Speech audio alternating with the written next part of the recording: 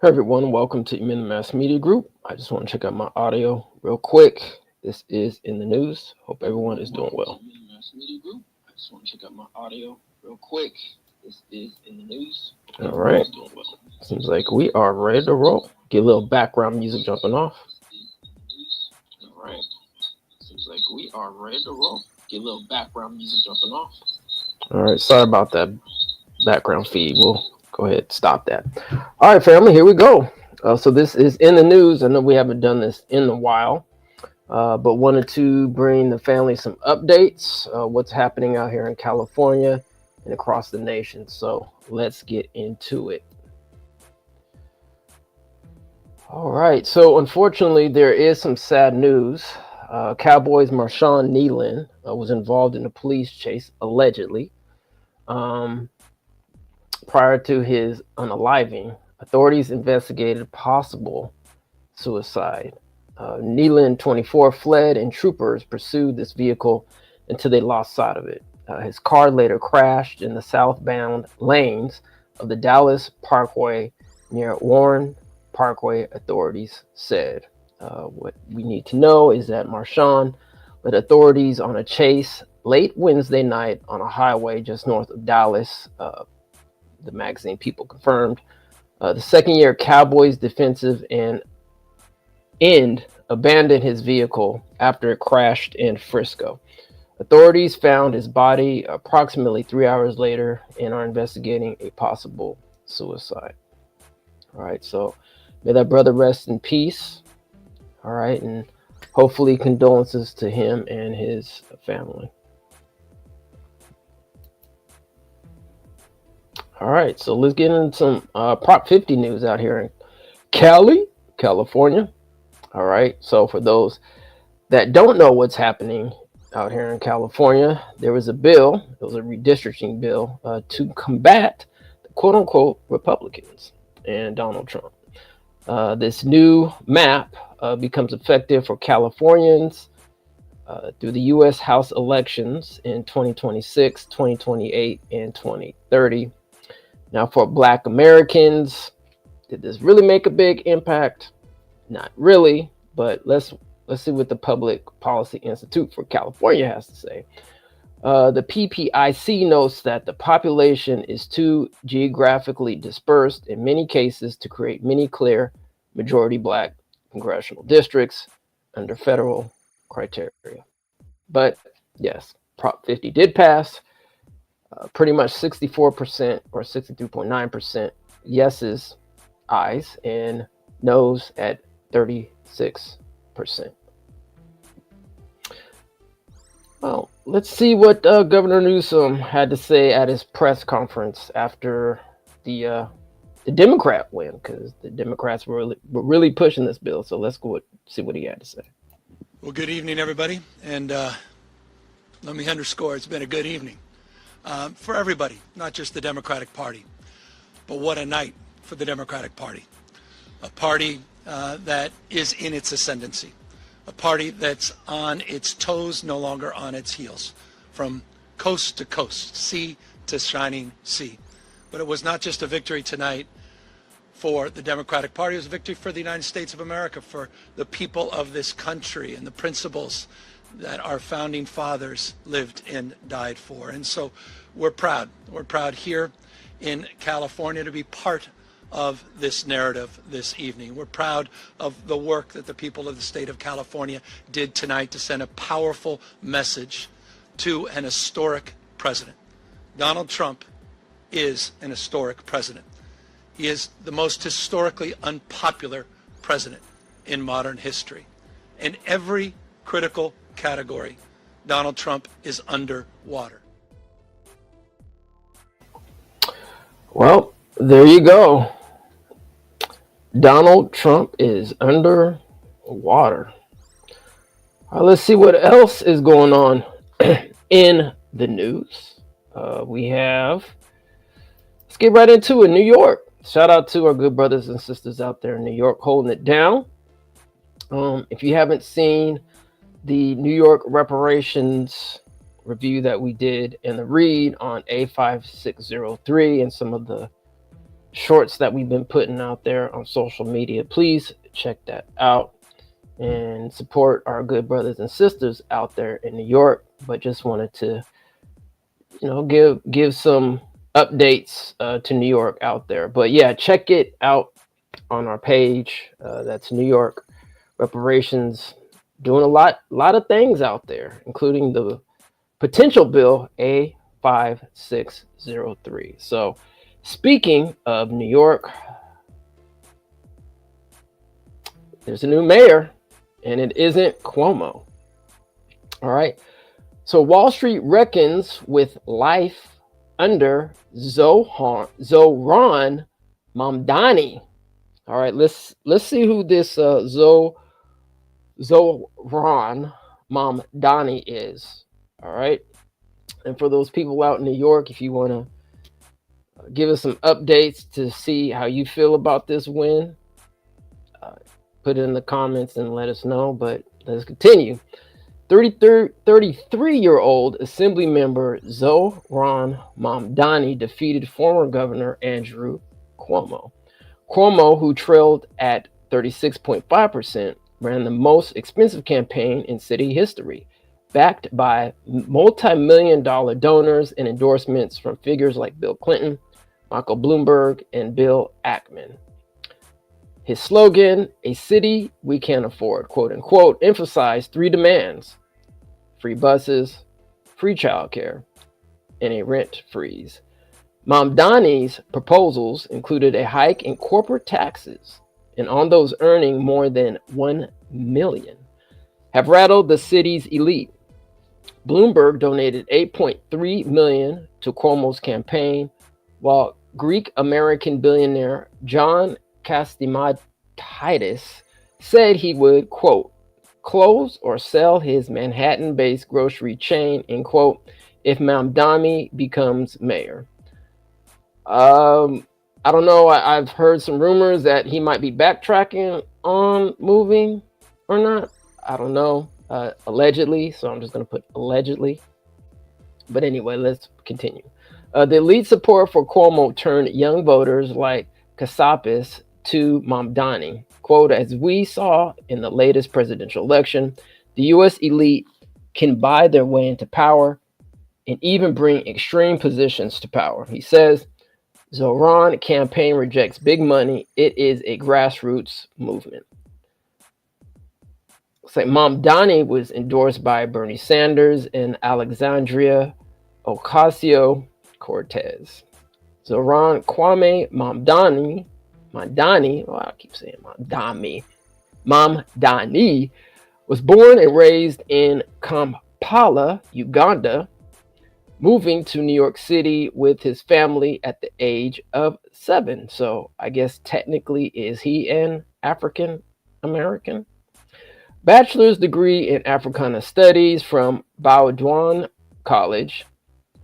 And a few years later, in 2018, he became naturalized as an American citizen.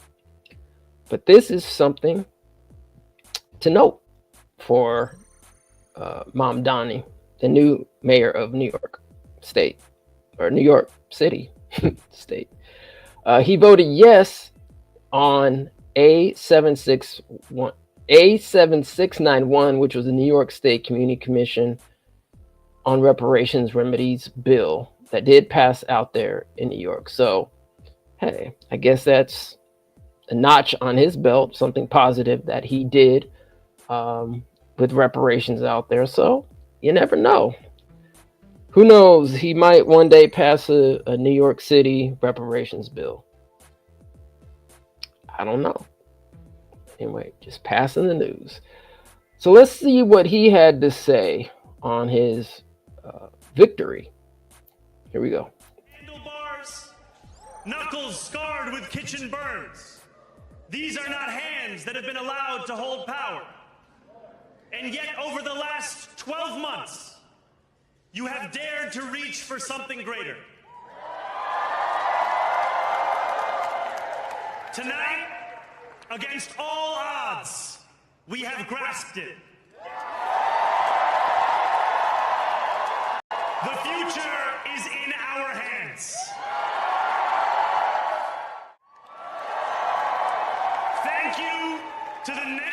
generation of New Yorkers who refused to accept that the promise of a better future was a relic of the past.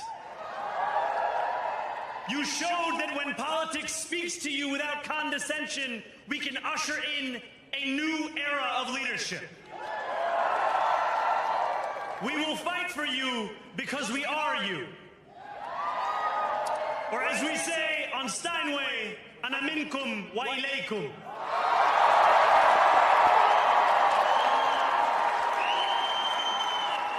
Thank you to those so often forgotten by the politics of our city who made this movement their own. I speak of Yemeni bodega owners and Mexican abuelas, Senegalese taxi drivers and Uzbek nurses, Trinidadian line cooks and Ethiopian aunties. Yes, aunties. To every New Yorker in Kensington and Midwood and Hunts Point, know this. This city is your city, and this democracy is yours too. This new age will be defined by a competence and a compassion that have too long been placed at odds with one another. We will prove that there is no problem too large for government to solve and no concern too small for it to care about. For years, those in City Hall have only helped those who can help them. But on January 1st, we will usher in a city government that helps everyone.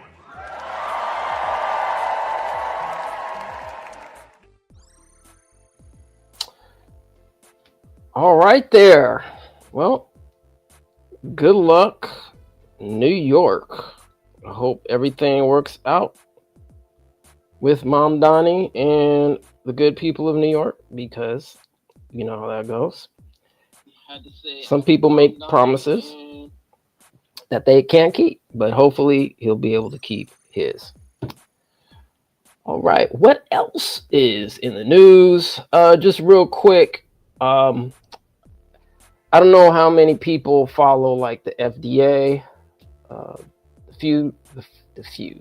Food and Drug Administration. All right, but I think it's a good idea every once in a while to see what's been recalled, because, you know, we do eat, right? So if you do want updates to the recalls that are happening, I suggest you go to fda.gov/safety/recalls, and you should be able to get more information. But just wanted to bring this information to the people right now.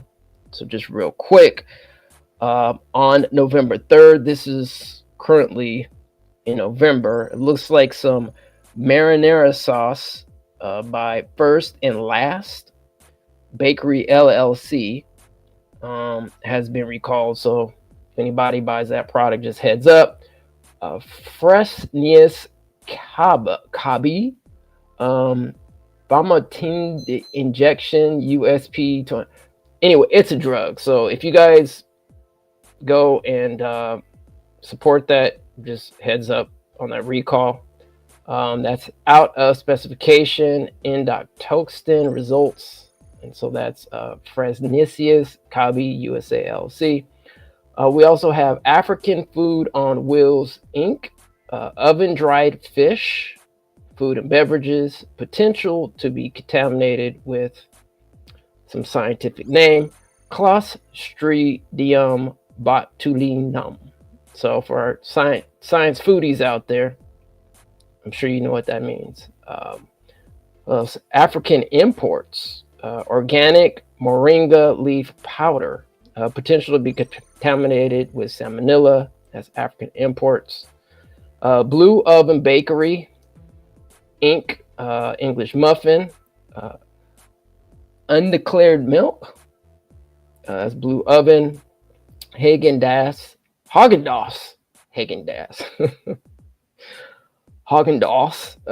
ice cream bars.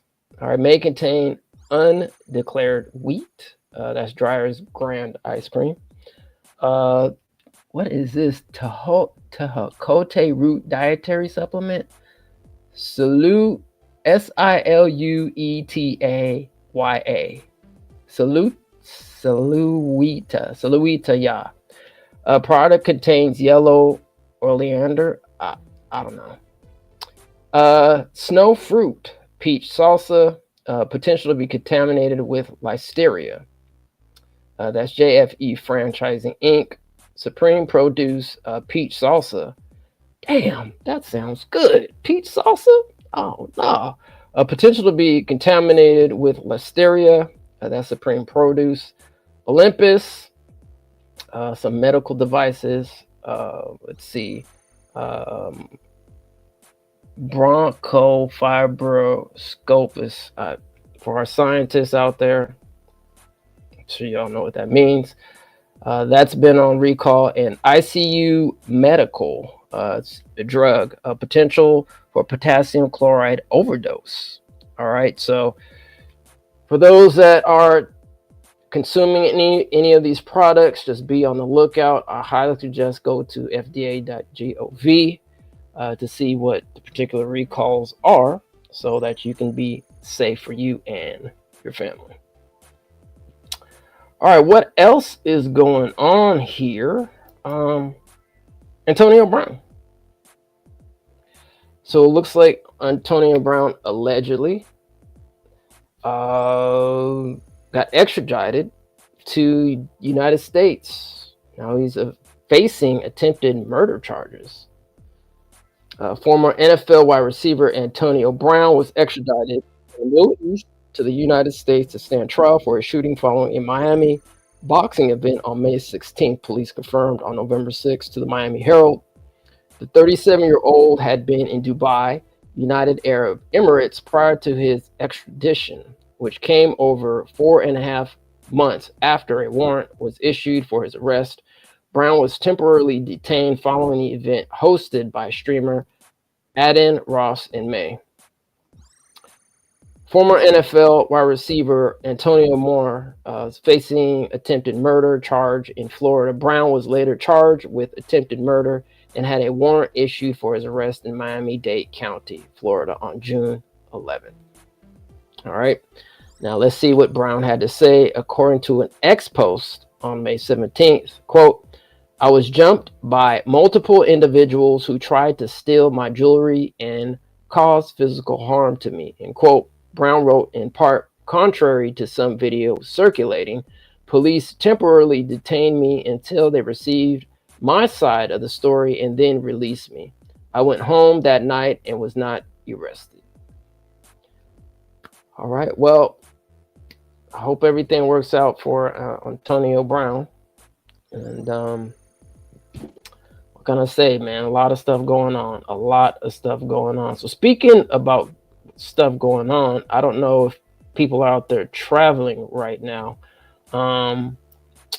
But if you are delayed in your flights, and it's a trip because, this is the government lockdowns happening right now, and TSA is basically shutting down some flights throughout the country. So safe travels. I hope everybody that is flying travels very safe, please. Okay. Anyway, let's check out this article. Travelers are bracing for widespread flight delays after the Federal Aviation Administration, FAA, announced it will begin cutting the number of flights in and out of 40 high-traffic airports Friday. The airports facing a reduction include Chicago, O'Hare, Hartsfield, Jackson, Atlanta International Airport, Miami International Airport, and all 3 New York area airports. The flight reductions will go into effect Friday, today, November 7th, which will be day 38 of the record-long federal government shutdown. Hundreds of Friday flights had already been canceled by Thursday afternoon, according to the airlines. American Airlines had canceled 220 flights, United 188, Southwest about 100, and Delta 170. The FAA is requiring 4% of flights to be cut, and that will gradually increase to 10% by next Friday. All right, here's a clip regarding this matter. So let's check it out. Emily Aketa has the very latest from Newark International Airport tonight. And Emily, when will these changes start? Well, Tom, the Transportation Secretary says the cuts will go into effect beginning Friday morning and are expected to impact thousands of flights a day across 40 high-traffic airports around the country. Officials calling the 10% reduction in flying capacity a proactive measure to alleviate the pressure on the system and air traffic controllers, who, remember, have been working without pay during the government shutdown. Some even picking up second jobs to make ends meet. Shortages, remember, of air traffic controllers have plagued the industry well before the shutdown. A senior government official says Newark will be impacted. The FAA saying that they will announce all of the impacted airports tomorrow, Tom. All right, Emily Aketa. So yeah, family, if you're traveling, once again, please be safe. We don't know. I mean, it most likely, I mean, who knows? Not even, let me say most likely, but if the government keeps up at the pace it does, obviously through the holidays, especially Thanksgiving, well, there you go. Who knows? But just keep yourself informed, all right? So let's move on to the economy. All right, so here was a commentary by a Jay Shamsbaugh regarding tariffs. All right, so it says the Trump tariffs are set at different levels across both goods and countries. The tariffs include scores of exemptions for particular goods and firms. This could cause the U.S. to import less from higher tax sources and more from lower tax sources. Even if the lower tax sources are more costly and less efficient, even if costs Korea 20% more to make a good than India, all right? If importing from India costs a U.S. firm a 50% tariff, importing from Korea a 20% tariff, the U.S. firm will switch sources to Korea. In this scenario, the government won't actually get the 50% revenue from imports in India because firms will switch to the lowest tariff option. And U.S. consumers or businesses will have to pay for the more expensive Korean good. All right. So how are tariffs affecting the U.S. and global economies? Trump was accused of throwing the global economy into turmoil when he announced the first tariffs of his second presidential term. Although financial markets have since largely recovered, in October, the International Monetary Fund and the overall picture remained volatile, and that U.S. tariffs were having a negative effect. In forecast global growth of 3.2% in 2025 and 3.1% in 2026, that was a slight increase from its July predictions, but still below the 3.3% it had projected for both years before Trump's measures were announced. It thinks the U.S. economy will grow by 2% in 2025 and 2.1% in 2026. That's down from the 2.8% growth recorded in 2024, but still the fastest among the world's most advanced economies. All right, let's keep going down a little bit further here. It says the Congressional Budget Office, an independent watchdog, estimated that the tariffs imposed between January 6 and August 19, 2025 would reduce government borrowing in the 10 years to 2035 by 3.3 trillion. However, it previously suggested tariffs would also shrink the overall size of the U.S. economy. Are prices going up for U.S. consumers? Shoppers have already seen price rises for some products. U.S. inflation was 3% in the 12 months to September, having gone up since April when it stood at 2.4%. The cost of groceries was up 2.7% over the period. Beef and veal were up more than 14%, while coffee, you coffee drinkers, surged by nearly 19%. Prices for future, which is also heavily imported, went up by almost 4%. That increase did not affect or reflect the 50% tariffs on some furniture, which began in October. All right, which goods are affected by Trump's tariffs? Some taxes, and I'm sure that this is an exhaustive list, but we'll just read what we have here. Which goods are affected by Trump's tariffs? Some taxes announced by Trump are on particular products wherever they are made. These include 100% tariff on branded or patented drugs unless a company is building a factory in the US, 50% on steel and aluminum imports, except for those from the UK, 50% tariff on copper imports, 50% tariff on kitchen and bathroom cabinets and some furniture, 25% on most foreign-made cars, engines, and other car parts, and 25% on all heavy-duty trucks. All right, here's a clip regarding the economy. So let's go check it out. Always good to have you. The shutdown drags on, the economic effects becoming more and more visible and feelable across the country. Oh, for sure. CEA, as Treasury Secretary Bessent had mentioned, had done some analysis saying that we could lose upwards of $15 billion per week. It's about 1 to 2/10 on GDP at an annual rate. So if this goes on for a period of weeks, as it has, or continues, you could lose substantial amount of economic output. And at the same time, you're hurting business and consumer confidence. It's not necessary. Injecting unwelcome uncertainty into an already uncertain economic environment. I don't want to be political on this, but it's almost have to be because the Democrats, we don't have 60 votes in the Senate to do it. And historical precedent has been you just ultimately vote for a clean CR and not just continue to extend this indefinitely. Democrats did it 13 times under President Biden. I went back and looked under 4 previous Democrat administrations when the Republicans were in a similar spot where they were the minority in the House and in the Senate. They voted for clean CR. So at this point, it's like, okay, enough's enough. Reopen the government because you're just hurting everyday people. Open the government because you're hurting everyday people. All right, family. So please stay safe. I wanted to actually get this in the news out before the weekend because I know there's a lot going on and want everybody to enjoy their weekend. And hopefully next week the government will open up. I mean, this is ridiculous. I mean, we vote these people in to do their jobs, and people are tripping over this political party, that political party. People just get the stuff together, right? I mean, when we go to work, right, what does our supervisor expect us to do? Do our jobs.